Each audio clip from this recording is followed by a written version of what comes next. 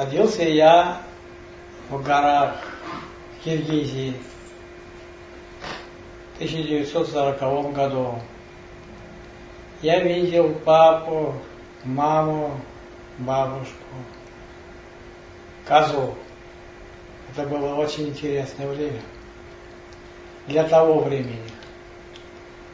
Но проходит год, начинается война, Великая Отечественная. Папу мы провожали, помню даже, когда провожали. Помню, как украли у нас эту козу. И помню, после этого я пошел в детский сад с криками, с руганью, с кулаками. Но там меня посадили за стол, за круглый, и не одного, а всех, 50 человек. Через 15 минут никого не осталось, кроме меня. Я глаза просто горели, когда я увидел краски, они вот такие были на картоночке, типа палитры старой. Ага. Но то, что мне дали, это хорошо, но я от жадности и любви к искусству того времени собрал все, уложил их под мышку и унес домой. Ага. Вот так я стал художником. Это начало. Это было прекрасное начало. И меня было не остановить. И я писал Сталина, Пушкина любил, все в эти круглые ихние завитки, кудряшки. Это меня волновало все время. Это в каком возрасте было? Это было уже 5-6 лет, когда я так это начинал. А когда я пошел в школу, в школе мне дали задание нарисовать 3 богатыря и сделать книгу «Родная речь». Это была огромная такая коробка, и на ней 3 богатыря. Я справился великолепно. Это публично показали, но всем ученикам на торжественной линейке. Это было прекрасное воспоминание. И после этого от слова художника я не отказывался никогда до сих пор. То есть уже был художник? Да, ко мне обращались все. Сначала в школе я там все выполнял. Но потом, после училища, я вернулся в эту же школу, потому что там были родные учителя. Они знали, что вот этот человек умеет только черчением заниматься и рисовать. Он может все. И я выполнял эту работу бесплатно. Это были холсты командного размера, Новый год, 1 мая, 7 ноября. Все это очень украшало школу, и мне за это бы дали грамоту почетную. И наша школа зацвела, занимала всегда 1 место. У меня даже был конкурс Ленина. Я, шутя, нарисовал Ленина, очень неплохо. Его отправили в Москву, и за него я получил 75 рублей. Большие деньги тогда? Да. Почти зарплата. Это было вот ученику за его талант, на вознаграждение. И здесь я понял, надо все делать, не бояться ничего не надо. После этого я вот училище закончил, преподавал я великолепно. Я великолепно знал черчение. Но я все время, в свободное время ходил на природу и общался с ней. Бился. Но думал об академии, чтобы получить высшее образование. Валера, а как ты попал в училище? Ты не расскажешь? В училище меня просто повезла тетя, которая приехала к нам в гости. Тетя Дуся. А как называлось место, где ты жил? Это в горах было? Это был город Ош, в горах, Котловине. И Сулейман гора, святая гора с мечетью. когда я поднимался, Мгм. и даже с большим трудом туда попал, в мечеть, потому что мы пошли другим путем сложным, а дети маленькие, там обувь была резиновая, даже не резина, а кожаная, Мгм. скользила там по скале, ноги когда скользят, опасно. Можно Опасно. было сорваться. И у меня это произошло. Я сорвался, но я был такой цепкий, что схватился руками в камень, Мгм. сказал: помогите мне. Меня вытащили, после этого я туда больше не поднимался. Мгм. Но красиво было, безумно красиво. А И ты еще люди, рассказывал которые- про реставраторов, которые приезжали, и как ты смотрел на их работу. Какую-то церковь реставрировали там у вас, художники.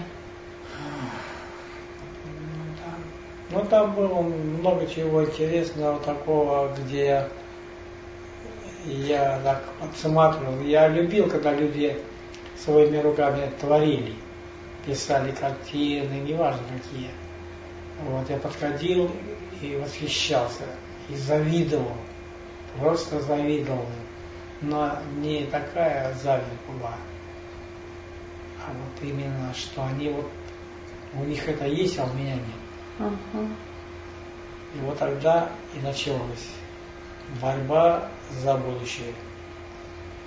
Я решил подготовиться, написал кучу работ с натуры, пейзаж, в основном речка, горы, Это уже после училища или как? после училища. То есть тетя это привезла тебя... Она привезла во Фрунзе, да, в то Мгм. время назывался город Фрунзе. Мгм. Вот, и поселила у себя, потому что я получал за отец погиб пенсию Мгм. 300 рублей. И эти деньги присылала мама мне туда, чтобы за мной рассчитаться с тетей, чтобы не на халяву. Мгм. И я ходил пешком через железную дорогу в это училище. Вот. И буквально сразу меня не приняли. Сказали, он еще не готов. Тебе сколько лет было? Он много копировал. Мгм. Я копировал много. Ну да. Мне было тогда 15 лет. 15 лет. 15 лет, да. На 16 я поступил и стал, не поступил даже, а меня приняли вольнослушателем. Мгм. Допустили. Посмотрим, что будет дальше. И когда был обход в середине года, то мои работы лучше смотрелись, чем других поступающих. И они говорят, ну куда его? Он же лучше всех. Принять его. Мгм. Пошел директор, он был киргиз, написал заявление, и меня приняли. Мгм. Вот так я стал студентом Фрунзенского художественного училища. А какое отделение? Потом отделение общее. Общее там. Черчение, рисование, Мгм. живопись, все вместе. Мгм. Но училище, оно со временем все менялось, стало в другом месте, где мы в общежитии, где мы там и спали, и рисовали, и танцевали. Это было очень интересное время, но годы быстро пролетели.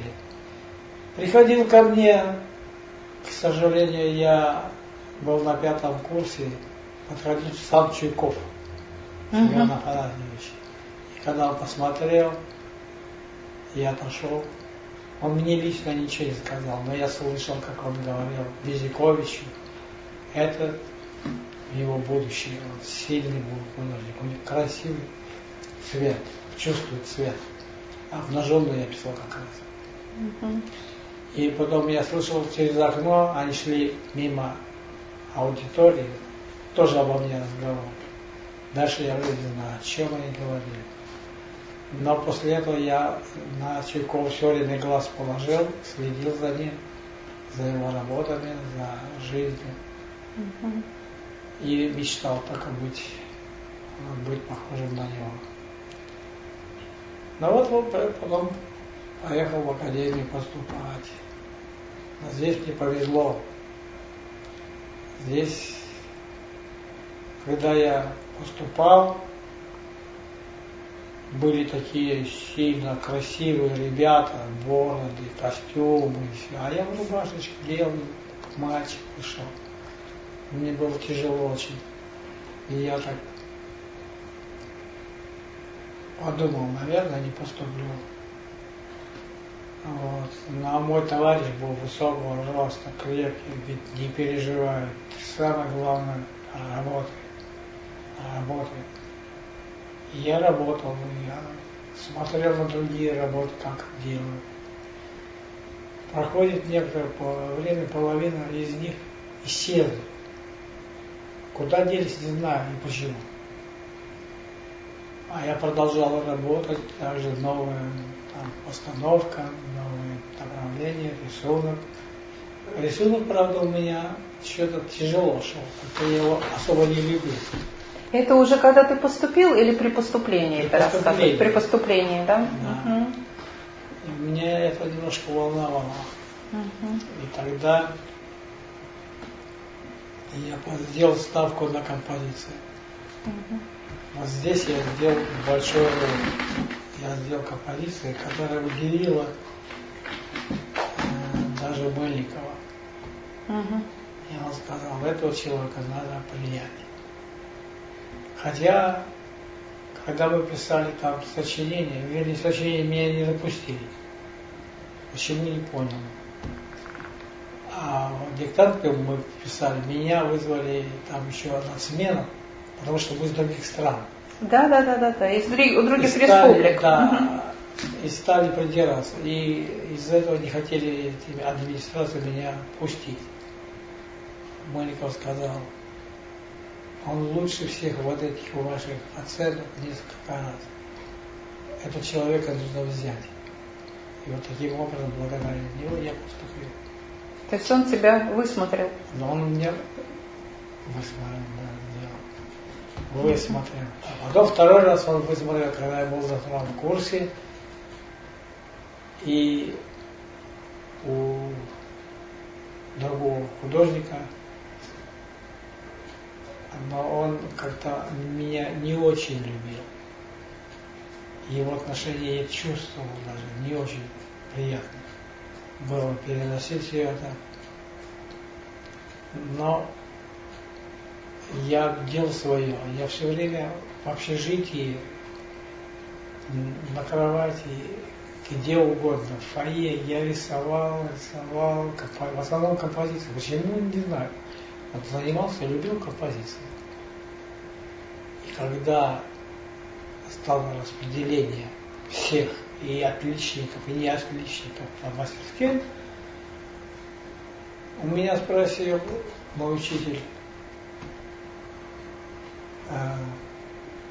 куда ты хочешь? Я говорю, я хочу к Мельникову, монументалиста. В то время было очень модно монументальное искусство, мозаики, там все. Конечно, я не знал этой тяжести, но хотел. Ну ладно, тогда я пошел, нашел его и сказал, Андрей Андреевич, посмотрите, пожалуйста, мои работы. Я только к вам хочу. Если не возьмете, я уеду. Он пришел, посмотрел, я высыпал столько работ и одни композиции. Не то что там рисунок, там, фигня. Он говорит, да, я тебя беру. Да, я тебя беру, но подожди, с одним условием. Я еще у ребят спрошу своих, у которых ты будешь учиться. Как этот парень вам нравится? Когда он к ним обратился, они меня с большим удовольствием говорят, заберем моего. И таким образом я попал в руки надежных людей и стал компанией. Вот и все. А какая... И началось. С первой работы до защиты диплома одни пятерки. Все в фонде работают. Все, кроме рисунка. Рисунок у меня хромал. Я любил этого преподавателя Саша. Он хорошо, но это как-то не укладывалось в моей голове. Мне казалось, что рисунок должен быть иначе. И тогда Королев его фамилия. И тогда я все равно проливался, рисовал, мне ставил 4, 3, но я все равно рисовал. Потом как-то пошел на рисунки, потом подготовить. Много. Эти рисунки, они дали мне возможность больше понять сущность рисунка. Когда я это сделал, чуть лучше, я понял, что я сделал ошибку, что я не рисовал. И полюбил рисунок. Полюбил. А заставить себя любить, это очень важно. И я начал рисовать, до тех пор я рисую, и других учу, что главное это рисунок. Это там заложена пластика, там заложена композиция, там заложена красота, прежде всего, и свобода. Вот таким образом я поднимался все выше и выше. А благодаря цвету и рисунку я делал шикарные картины. Я даже многим помогал защищать диплом. Они уже ничего не могли. Со слезами приходили и говорили: помоги, Валера, нарисуй мне вот эту композицию для диплома, иначе выгодно. И я это делал запросто. За 1 день, за 2 дня большие холсты. Все проходило. На 4. Все так. Валера, а какая атмосфера была в академии, когда ты там учился? Это вот какие годы? Что происходило тогда? Это 62-й, 67-й год. Было очень хорошо. Единственное, что я не любил там научный коммунизм, там эстетика, такие измы, которые мешали, время отнимали. Это я не любил. Пришло время, оказался прав. Правильно делал. Никому это не нужно. Надо больше работать над тем, к чему тебя Бог обязал. Раз ты художник, ты много должен рисовать, писать. Это твое богатство. Вот и все. Ну, вообще и сейчас я так же делаю. Это время, то, что называется оттепели. То есть немножечко как бы вздохнули люди. Вот как раз эти годы, когда ты учился. И вообще-то годы были разные. Они красивые. Конечно, были сложности, финансовые сложности. Но я подрабатывал. Потом политические сложности. Но я в политику не вмешивался. Я не любил политику. Потому что это временное явление. Сегодня одна политика, завтра другая. Просто я наблюдал. Наблюдал, изучал, ну и думал, как же надо. Но старался никого не оскорблять. Ни тех, ни других. Так соглашался иногда. Но выхода не было. Вот и все. Но насколько уже, когда ты был художник на старших курсах, насколько приветствовалась свобода какая-то, вот идеи твои? Или были жесткие какие-то установки, что вот так и так, вот соцреализм? Или все-таки монументальное, оно более, ну вот как-то и декоративность такая здесь? Поначалу я не понимал, что такое монументальное. Я рисовал. Я там компоновал, делал по-своему, делал интересно, привлекательно. Но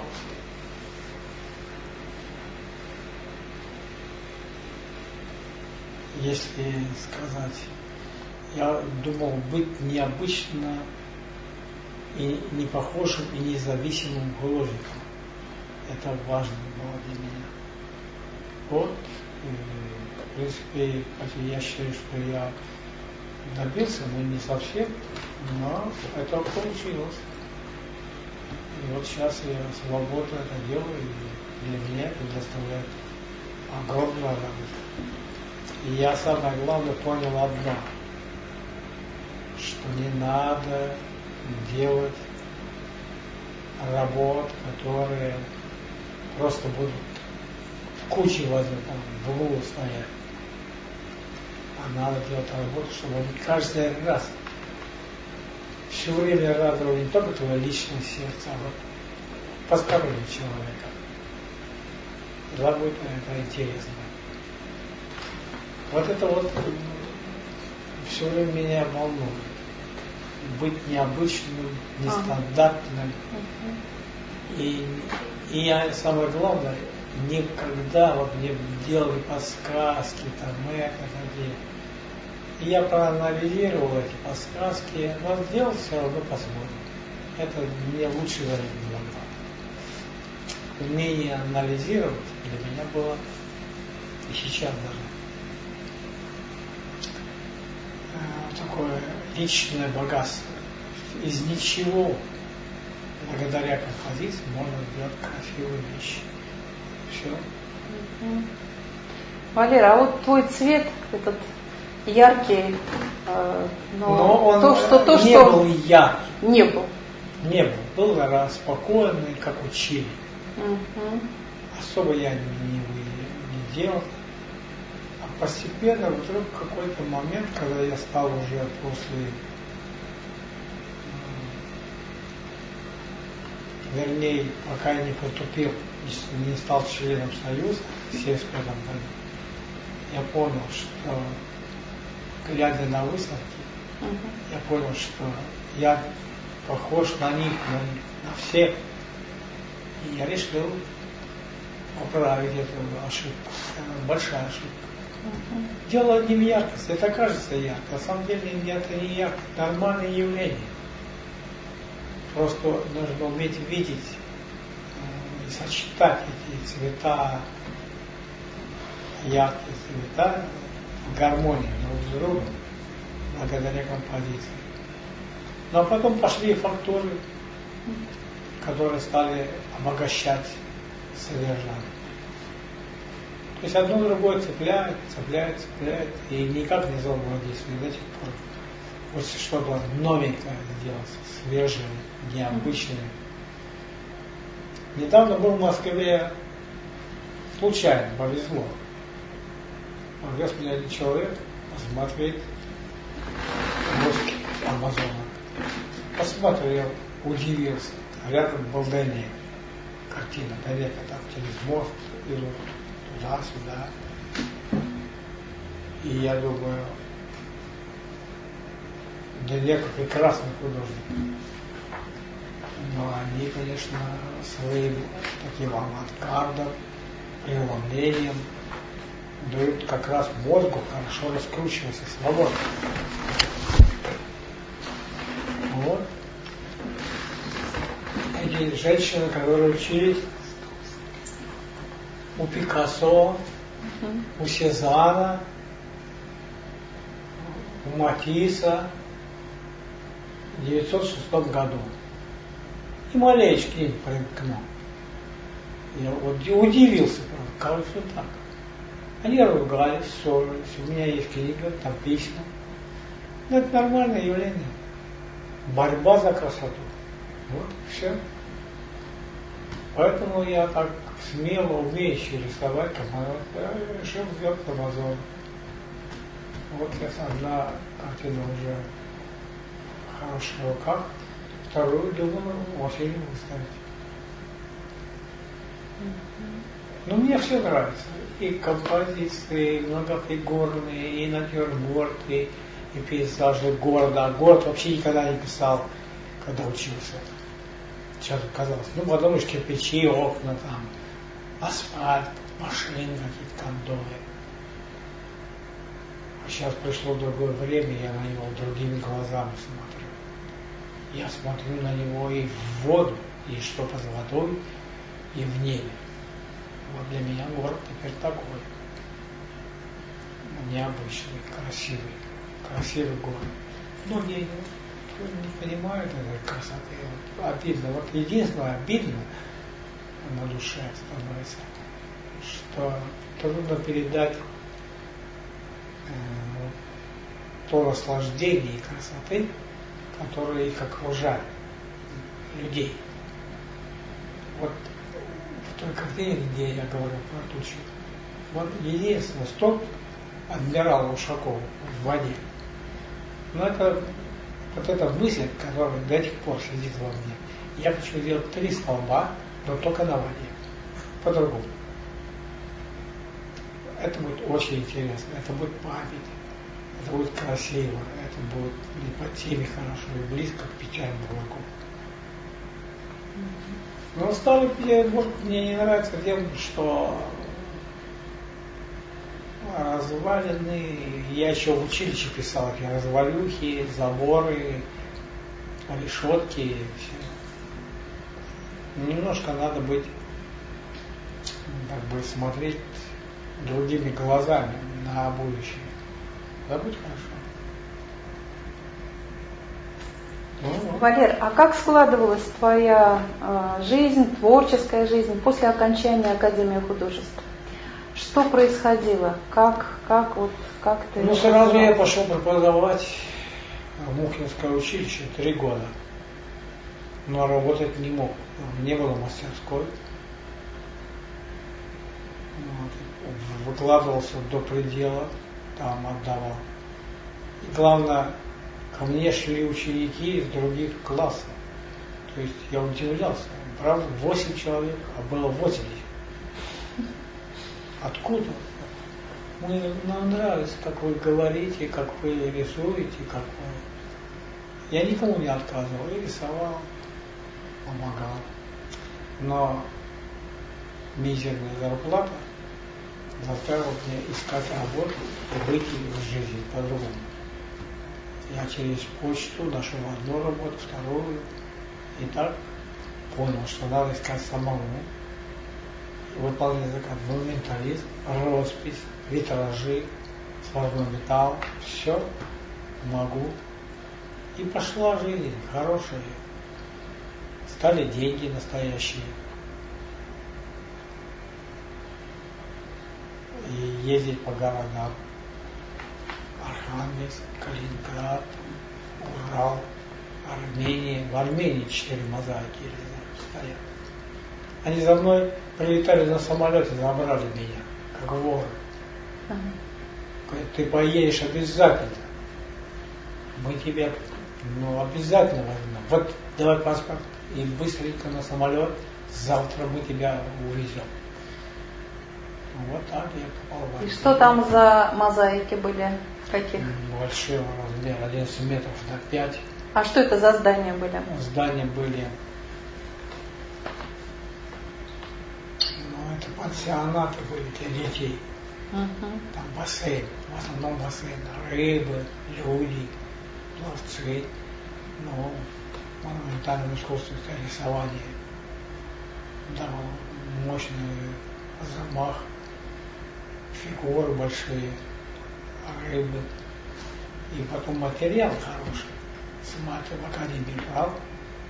Из академии ты? Я давал заявку, а машина приходила, забирала столько и столько, сколько хотел. И везли в Армению. И там привозили, и я делал.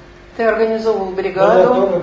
До тех пор, пока землетрясение не произошло.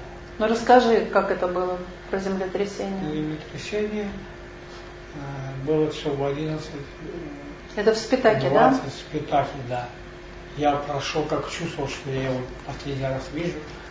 На базар зашел, выделил маг, магазин, еще куда-то зашел. После этого пошел снимать свои работы. Пришел наверх, а там народ собрался, что-то они обсуждали. Они очень не ладили Тора, и с ними отношения вели. Вот. Я стоял в стороне, внутри круглого зала, и в этот момент поднялась земля, вдруг она жила, как живая. Все ринулись в окно, в двери, молниеносно закрыли. Я видел, как один мужик по головам, чтобы спасти свою жизнь, пробежал и нырнул в эту дырку, в щель. Но я как-то так умудрился со всеми вместе спокойно Ну, неспокойно, но в давке вылезть и по ступеням вниз на четвереньках дополз до бассейна и водой в лицо.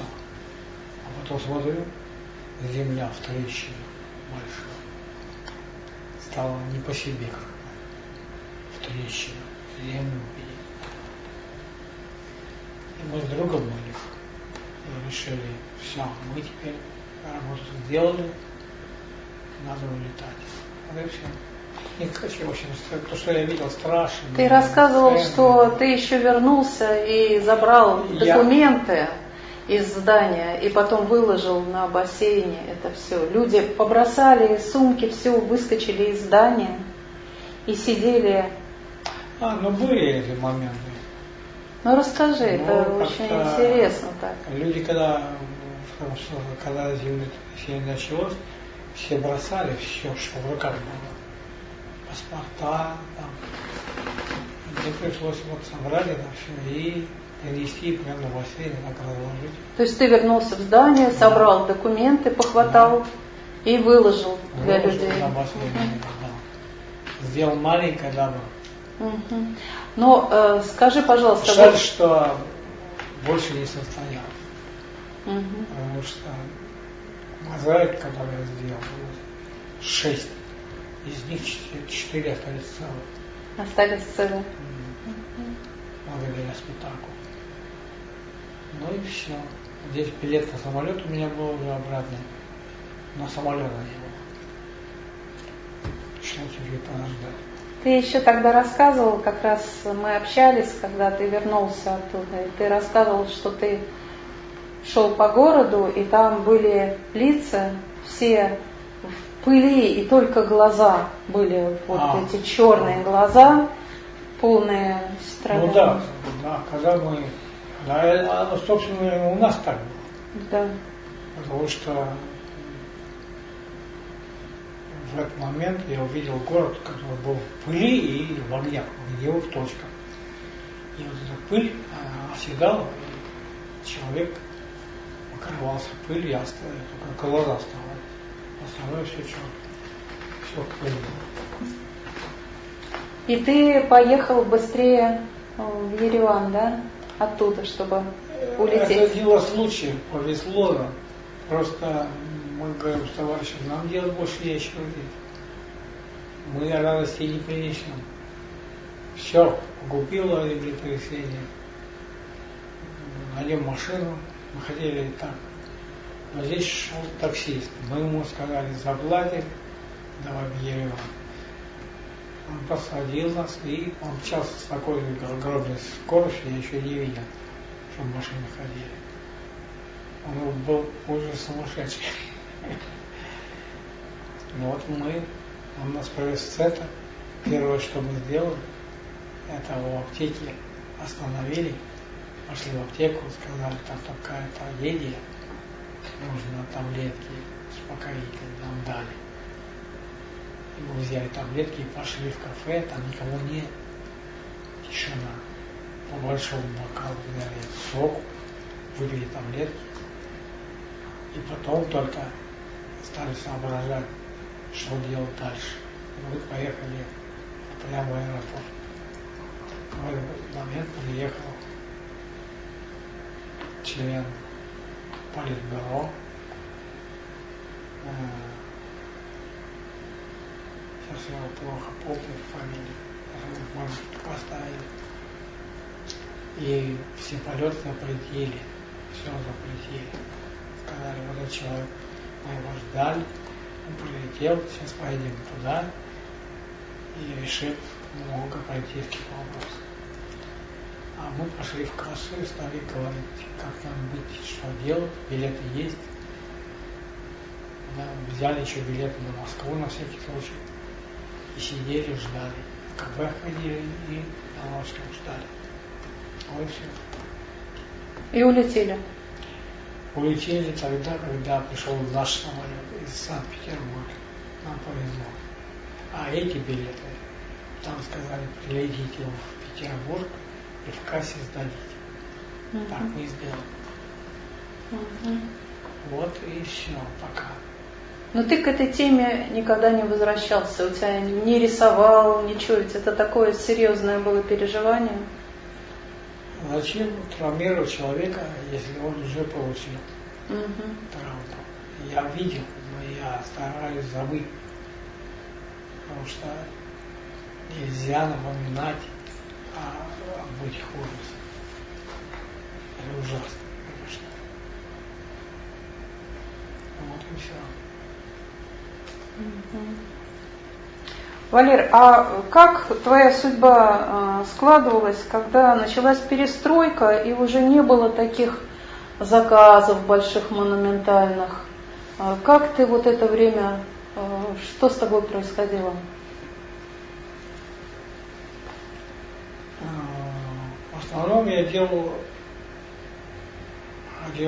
открылись галереи на Невском, «Восьмерка», потом «Подумай», и свои лучшие работы, натюрморты, я там работал. То есть на станковую живопись перешел? Да, перешел, все после этого перешел полностью на станковую живопись и стал делать картины, натюрморты, портреты. В основном то, что нужно народу.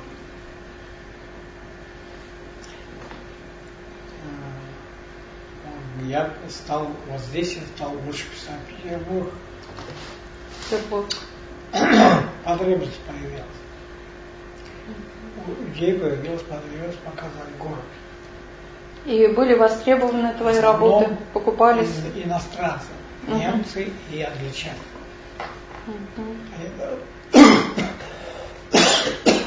Даже приходили ко мне домой и говорили, сделай мне это, сделай мне это. Я вот эти годы, так 5-4 года я и жил спокойно. Продавал. Приводил и продавал. Прямо дома. За доллары. Ну и вот в этих галереях. Конечно, я изучал торговлю сбыта, как лучше, какие формы, какие размеры, как подать, как это. Все важно. Я делал. Я делаю большие, даже в одной галерее, в Восьмерке, я поставил мольберт, на котором продавал большие пейзажи Петербурга. Они как-то так, во-первых, украшали галереи, во-вторых, на них больше было желающих. Валер, ну вот после перестройки появилась возможность ездить в разные страны, и, конечно, тебе как художнику, вероятно, это было интересно. Что ты можешь рассказать об этом, о своих поездках? Да, вот в 1993 году я сразу, как только продал несколько больших работ, деньги появились, а продавались за доллары. Это очень важно, и отношение было другое. Отношение, в смысле, русских рублей к доллару. Мы поехали и в Германию, и в Америку, в Канаду, в Голландию, в Испанию. Кстати, через 2 года примерно интервал.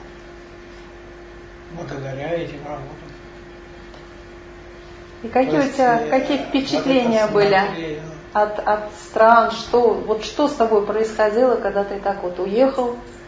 Для этого надо анализировать, увидеть и анализировать, и все время думать, почему у них вот здесь лучше, а у нас хуже. Это очень помогало. И потом я даже анализировал, думал, вот почему вот эти работы уходили в Россию лучше, а эти здесь похуже. Вот это все вместе давало возможность изучать направление искусства. Вот особенно в Америке. Там много, очень много галерей. Тысячи. Но к одному поляку я пристроился, мне друг помог, американец, и сдал все мои работы и сказал, вот он будет продавать, и я его с собой домой. вот так вот, благодаря его, он посылал где-то 3 года денежку. Отдаст, а потом он прогорел. Мне непонятно, как он прогорел. Может, это авантюра. Вот и все. Но у тебя в твоей живописи что-то менялось после этих поездок? Конечно, изменилось. Изменилось много.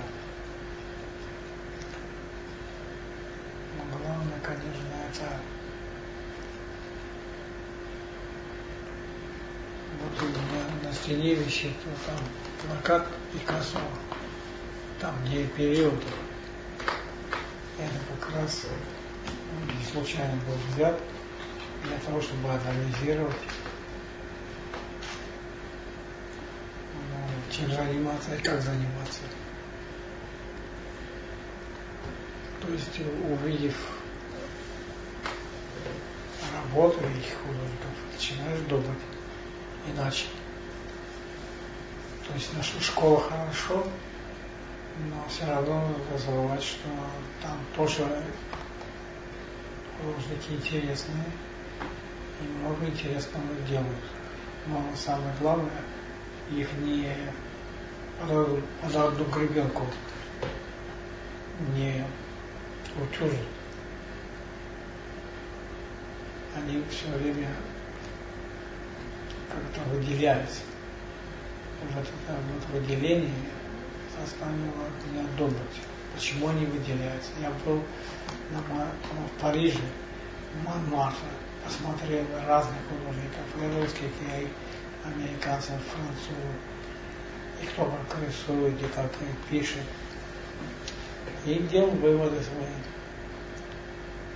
Вот.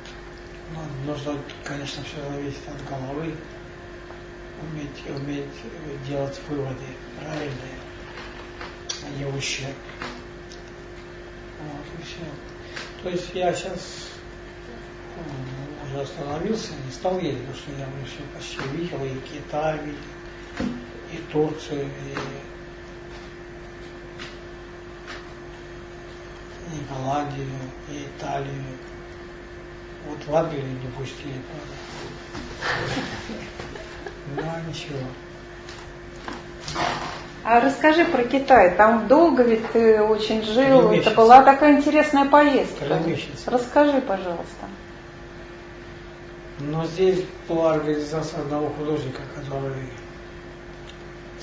сколотил группу, говорит, это самые сильные художники. Вот надо, все будет обеспечено, мастерские, питание, все. И оплата за работу, когда после выставки, которая будет устроена там. Мы поехали все на берегу этого Желтого моря, там был пансионат, там жили, там же обедали, там все было так хорошо. Правда, я к такой пище не привык, потому что это чужая пища. Устрицы, креветки, там, всякие жареные жучки. И я решил это свое мясо, картошка, вот молоко. В общем, было мне все равно приятно. Мы ездили по Китаю, изучили вообще, как там люди живут. Мне понравилось. Понравилось прежде всего даже в разговоре с китайцами. Что интересно, китайцы почти все говорят на русском. Откуда? Вот. И мы поехали в Тибет, посмотрели все. Это далеко очень от Желтого моря в Тибет и обратно. Вот. И сделали вывод, что они на правильном пути. Вот в это время как раз, это раньше был этот переворот, но они сделали, сохранили все хорошее, а все плохое старались отодвинуть в сторону, чтобы не мешало и для жизни не мешало. Что интересно, Там вот так отдельно партии какие-то я не видел, я не замечал это. Но я видел, что народ очень аккуратный, и все участки, и все земли ухожены, удобрены. И виноград, который они выращивают много, вот, все это берегут. Вот это их любовь к земле и отношение к людям меня удивляло всегда. Хотя вот говорят, много народу, вот хулиганов или там пьяниц вообще не видел. Не видел. Я не знаю. Говорят, китайцы не пьют, но был стол круглый, и в одном городе как раз, я забыл по-китайски, на Желтом море. Он нас пригласил за стол, за круглым столом было вино, напитки. Ничего, пили все понемножку. А кто чуть-чуть еще перебирал, незаметно брали под руки и выводили.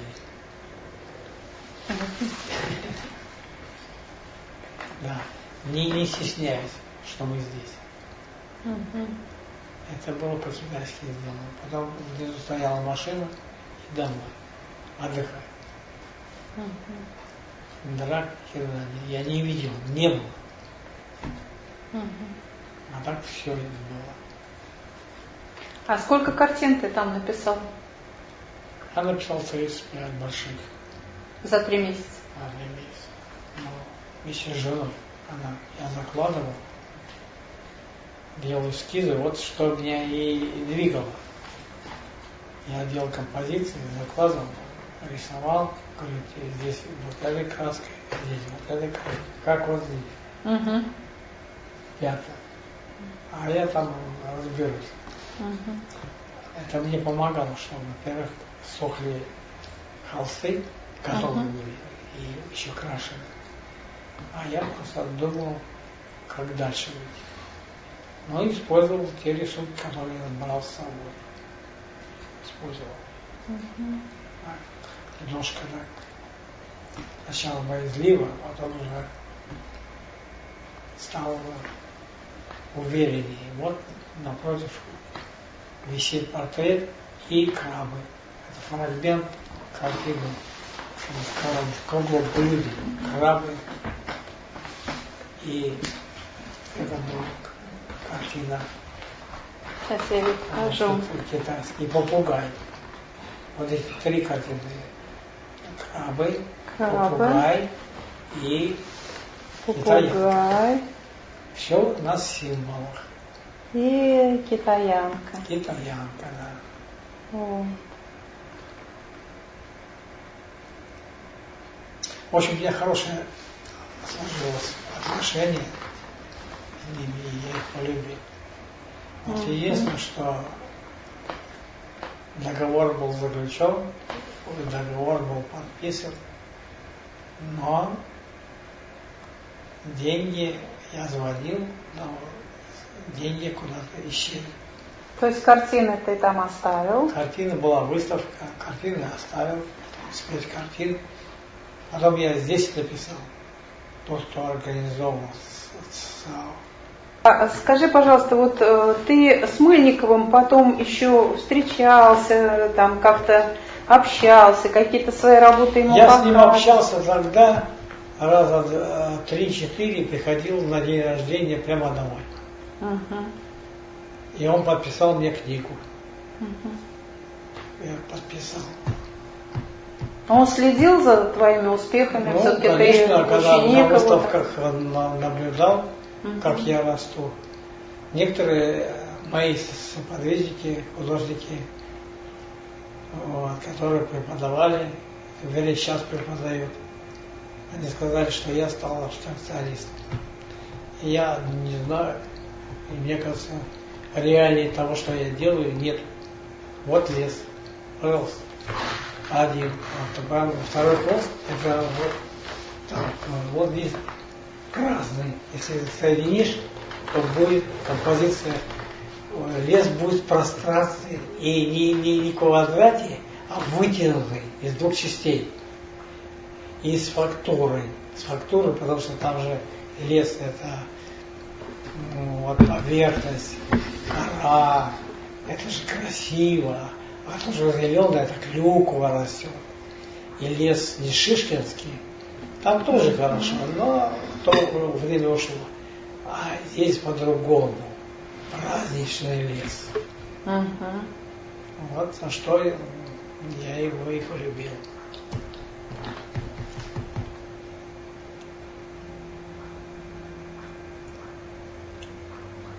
Ну что, мы на сегодня, наверное, На закончим. сегодня, я думаю, да, хватит. Да, спасибо большое. Я очень не интересно хотел было. отнимать время, но надо как-то показывать людям иную красоту и по-другому.